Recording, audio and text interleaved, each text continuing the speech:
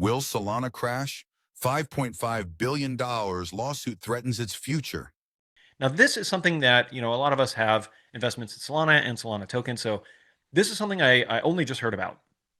And it's worth us keeping an eye out, right? So I've said over and over since we started this program, the thing that concerns me about Ethereum, or excuse me, Solana, is that it's really reliant on the meme coin gamble, right? Like that's where a huge amount of Solana's market action takes place, and the amount of money the base chain makes on Solana is from Pump.fun and all these other like kind of shitcoin casinos, so to speak.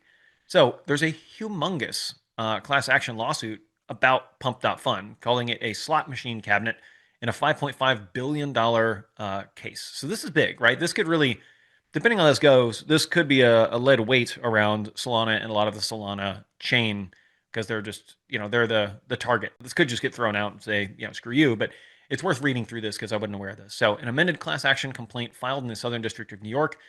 I've got nothing but complaints about the Southern District of New York. They think that they're like the world's financial cop in their little teeny district. I've never liked that. Anyway, it alleges that the meme coin platform Pump.fun operated as a front-facing slot machine cabinet in extracting more than 5.5 billion from users through deceptive digital asset schemes. The lawsuit filed on Wednesday named Pump.fun's operators, including pseudonymous developer Bernie, yes, good job on staying pseudonymous. That's a good idea. Parent company Baton Corp and infrastructure partners, including Solana Labs, the Solana Foundation, Jito Labs, and Jito Foundation as defendants. So they're going after some of the Solana infrastructure providers as well. So, unlicensed casino claims the structure mimics a rigged slot machine where the first few players win by dumping their tokens on later ones. There's no underlying product, or revenue, only a fast-moving cycle of buying, dumping, and collapse, which is 100% accurate. That's totally true. This kind of thing doesn't really help with Pump.fun. I'm assembling a team, and it's all the memes. Anyway, so the amended lawsuit added even more claims.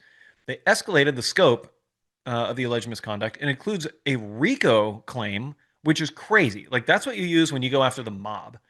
Racketeer Influence and Corrupt Organizations Act, RICO Act, claims fraud, aiding and abetting, civil conspiracy, and unjust enrichment. So this is a pretty serious series of claims here.